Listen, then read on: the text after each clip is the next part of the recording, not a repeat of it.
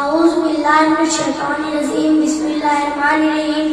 میرا نام مصباح الحق احمد چودھری ہے. میں مہارانا نگر پالیکا اردو اسکول نمبر 84 سے اڈالہ گاؤں میں جماعت صبح میں زیر تعلیم ہوں.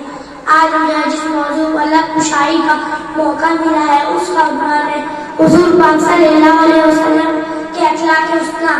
سامعین، سب سے اول تو یہ بات واضح اور روشن ہو جائے کہ نبی پاک صلی اللہ علیہ وسلم اخلاق کو عادت تھا. نہ تو کوئی ثانی ہے اور نہ ہی کوئی مثال. نبی پاک صلی اللہ علیہ وسلم محاسن اخلاق کے تمام گوشوں کے جامع تھے، یعنی حلم و عفو، رحم و کرم، عدل و انصاف، جود و سخا، ایثار و قربانی، مہمان نوازی، نرم گفتاری، ملنساری اور حیاداری کی اتنی بلند منزلوں پر فائز وہ افراد ہے کہ حضرت عائشہ صدیقہ رضی اللہ تعالیٰ عنہا نے ایک جملے میں اس کی صحیح تصویر کھینچتے ہوئے ارشاد فرمایا کہ کان آخر کا قرآن، یعنی تعلیمات قرآن پر پورا عمل یہی آپ صلی اللہ علیہ وسلم کے اخلاق تھے.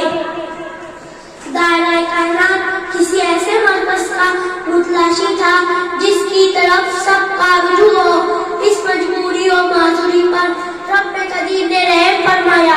گردوں کو اٹھانے، بگڑی کو بنانے اس ذات کو پیدا فرمایا جو ہستی کا پہلا نقش گلزار خلائق کا نفیس پھول ہے، جسے جہاں والے تو مکھی پتی کہتے ہیں اور جناں والے سر و چمنی. آمد ہے کس کی اڑے سبھی گا رہی ہے آج، آمد ہے کس کی اڑے سبھی گا رہی ہے آج. افلاک پر کیوں دھوم مچی جا رہی ہے آج. رحمت قسم خدا کی لٹی جا رہی ہے آج، رحمت قسم خدا کی لٹی جا رہی ہے آج.